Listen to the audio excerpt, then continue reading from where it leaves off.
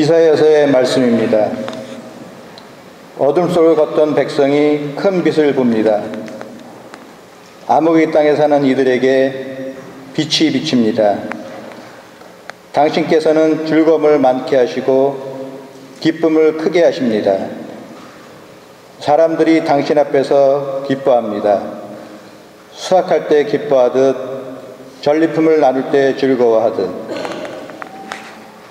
정녕 당신께서는 그들이 짊어진 멍에와 어깨에 맨 장대와 부역 감독관의 몽둥이를 미디안을 치신 그날처럼 부수십니다. 땅을 흔들며 저벅거리는 군화도 피 속의 둥근 군복도 모조리 화염에 쌓여 불꽃의 먹이가 됩니다. 우리에게 한 아기가 태어났고 우리에게 한 아들이 주어졌습니다. 왕권이 그의 어깨에 놓이고 그의 이름은 놀라운 경륜과 용맹한 하느님, 영원한 아버지, 평화의 군왕이라 불리리이다. 다윗의 왕자와 그의 왕국 위에 놓인 그 왕권은 강대하고 그 평화는 끝이 없으리이다. 그는 이제부터 영원까지 공정과 정의로 그 왕국을 굳게 세우고 지켜가리이다. 만군의 주님의 열정이 이를 이루시리이다. 주님의 말씀입니다. 사도 바로의 티토서 말씀입니다. 사랑하는 그대여, 모든 사람에게 구원을 가져다 주는 하나님의 은총이 나타났습니다. 이 은총이 우리를 교육하며 불경함과 속된 욕망을 버리고 현세에서 신중하고 의롭고 경건하게 살도록 해줍니다. 복된 희망이 이루어지기를 우리의 위대하신 하느님이시여 구원자이신 예수 그리스도의 영광이 나타나기를 기다리는 우리를 그렇게 살도록 해줍니다. 그리스도께서는 우리를 위하여 당신 자신을 내어주시어 우리를 모든 불의에서 해방하시고 또 깨끗하게 하시어 선행의 열성을 기울이는 당신 소유의 백성이 되게 하셨습니다. 주님의 말씀입니다.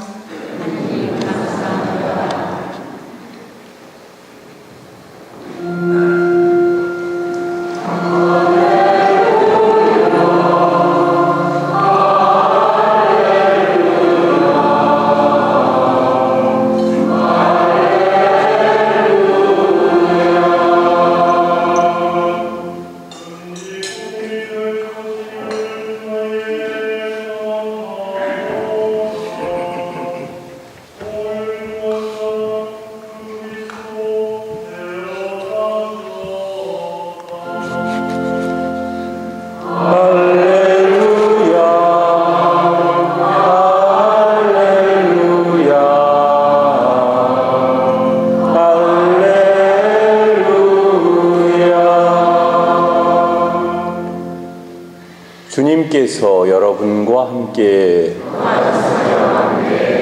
루카가 전한 거룩한 복음입니다.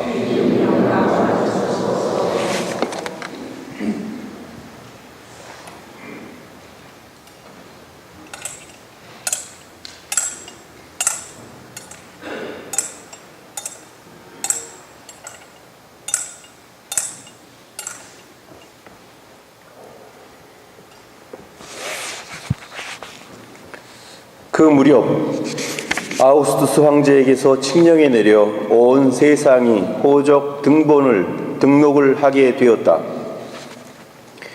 이 첫 번째 호적 등록은 퀴리니우스가 시리아 총독으로 있을 때에 실시되었다.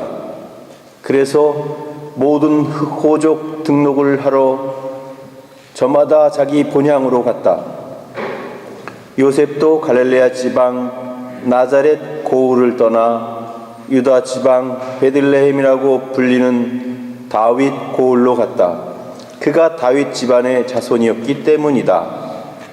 그는 자기와 약혼한 마리아와 함께 호적 등록을 하러 갔는데 마리아는 임신 중이었다. 그들이 거기에 머무는 동안에 마리아는 해산날이 되어 첫 아들을 낳았다. 그들은 아기를 포대기에 싸서 부유에 뉘었다. 여관에는 그들이 들어갈 자리가 없었던 것이다. 그 고장에는 들에 살면서 밤에도 양떼를 지키는 목자들이 있었다. 그런데 주님의 천사가 다가오고 주님의 영광이 그 목자들의 둘레를 비추었다. 그들은 몹시 두려워하였다. 그러자 천사가 그들에게 말하였다. 두려워하지 마라. 보라, 나는 온 백성에게 큰 기쁨이 될 소식을 너에게 전한다. 오늘 너희를 위하여 다윗 고을에서 구원자가 태어나셨으니 주 그리스도이시다. 너희는 포대기에 쌓여 구유에 누워있는 아기를 보게 될 터인데 그것이 너희를 위한 표징이다. 그때 갑자기 그 천사 곁에 수많은 하늘의 군대가 나타나 하느님을 이렇게 찬미하였다. 지극히 높은 곳에서는 하느님께 영광, 땅에서는 그분 마음에 드는 사람들에게 평화. 주님의 말씀입니다.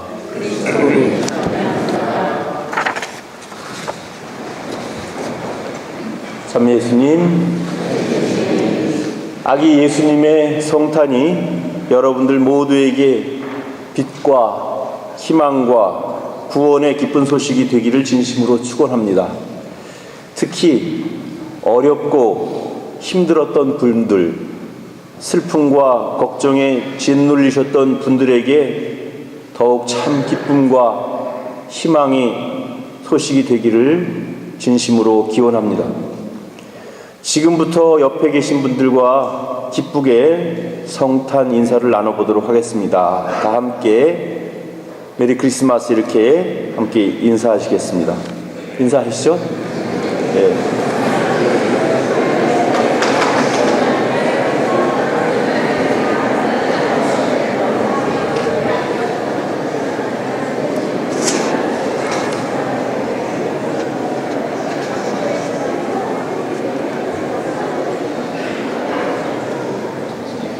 예, 다들 아시겠지만 메리 크리스마스라는 뜻은 기쁜 성탄절이라는 뜻입니다. 기쁜 성탄절.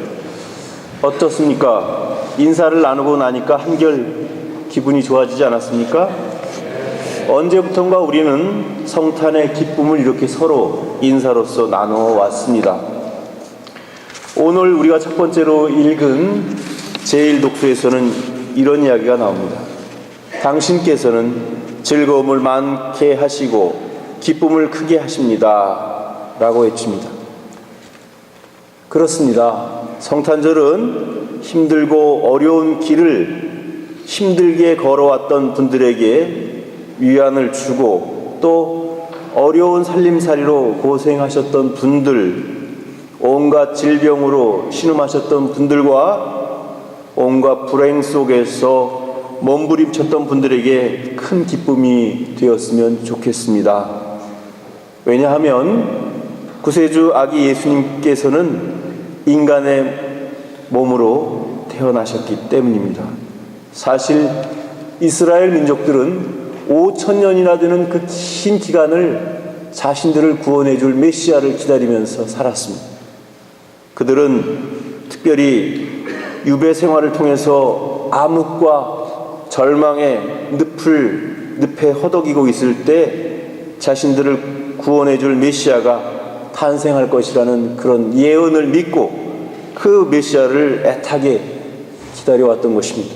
그런데 바로 그 구세주 아기 예수님께서 오늘 밤 마국간에서 탄생하신다니까 그 소식 자체가 그 사람들에게 얼마나 큰 기쁨의 메시지이고 해방의 메시지겠습니까? 그래서 아기 예수님의 탄생은 사실 이스라엘 사람들에게는 너무나도 기쁜 희망의 메시지였던 것입니다. 오늘 복음에는 아기 예수님의 탄생을 전하는 천사의 알림이 나오는데 특이한 것은 세상을 구하러 오신 아기 예수님은 예루살렘에 있는 화려한 궁궐이나 또 화려한 도시의 궁궐에서 태어난 것이 아니라 베들레헴이라고 하는 아주 작은 마을, 그것도 여관이 없어서 초라한 마구간에서 태어나시어 구유에 누워 계신다고 합니다. 그리고 이러한 탄생 소식을 가장 먼저 접한 사람들도 권력을 지닌 사람이나 부유하고 학식이 있는 저명 인사들이 아니라 밤을 새워가며 양떼를 지켜야 했던 그 목자들, 목동들에게 가장 먼저 그 예수님의 탄생 소식이 알려졌다는 것입니다. 천사는 그들에게 이렇게 이야기합니다. 두려워하지 마라. 나는 온 백성에게 큰 기쁨이 될 소식을 너희에게 전한다. 너희는 호되기에 쌓여 구유에 누워있는 아기를 보게 될 터인데 그것이 너희를 위한 표징이다. 저는 사실 매년 그렇지만 특별히 이번 성탄절에는 여러분과 함께 두려워하지 마라 라는 천사의 말씀에 주목을 하고 싶습니다. 사실 올해는 누구에게나 힘들고 어려운 한 해였습니다. 요 몇 년 사이에 우리는 사회적으로 그리고 개인적으로 많은 아픔과 슬픔을 느끼며 살고 있습니다. 몇 년째 지속되는 경제 불황으로 우리들의 살림살이는 더욱 궁핍해졌으며 지구촌 이곳저곳에서 발생하는 기상이변을 동반한 엄청난 재해와 치명적인 불치병으로 많은 사람들이 목숨을 잃었습니다. 특히 우리가 살고 있는 이 미국에서는 수시로 발생하는 총기 사건으로 인해서 무죄한 사람들이 목숨을 잃었습니다. 이런 현실에서 미래에 대한 두려움과 또 그런 염려로 인해서 우리의 마음은 한시도 편할 날이 없었습니다. 사실 현실적으로 이 모든 것을 해결할 만한 해결책이 딱히 이렇게 있는 것도 아닙니다. 그런 의미에서는 우리는 어쩌면 또 다른 절망 속을 헤매고 있는 것은 아닌가 그런 생각을 해봅니다. 하지만 우리가 절대 포기할 수 없는 것은 우리의 희망입니다. 그리고 그 희망은 오늘 우리 곁으로 오신 아기 예수님의 순수하고 순진한 그런 모습을 통해서 우리가 깨달아야 될 것 같습니다. 사실 우리가 아무리 걱정이 많고 근심이 많고 두려움이 많아도 아기의 순진한 얼굴을 바라보고 있으면 모든 근심 걱정이 눈 녹듯이 사라지는 것 같습니다. 바로 예수님은 우리에게 이런 아기의 모습으로 오셨고 따라서 우리도 우리 안에 있는 순수한 마음을 다시 한번 되찾았으면 좋겠습니다. 사회가 점점 각박해지고 경쟁이 치열해져 가는 이런 상황 속에서 정말 우리의 마음도 황폐해지고 각박해지는 이런 상황 속에서 우리 안에도 아직 남아있는 어린아이와 같은 순수한 마음이 있다는 사실을 깨달아야 할 것입니다. 그리고 그것이 우리에게 희망이 될 수 있을 것 같습니다. 비록 올 한 해 모든 분들이 힘들고 어려운 길을 걸어오셨지만 오늘 이 순간만큼은 아기 예수님께서 주시는 그런 사랑의 메시지, 희망의 메시지를 통해서 여러분들 마음이 편안해지셨으면 좋겠습니다. 그래서 아기 예수님의 순수성을 우리도 다시 찾고 그래서 또 힘을 내서 용기를 내서 다시 한번 열심히 살아볼 각오를 갖추는 그런 날이 되었으면 좋겠습니다.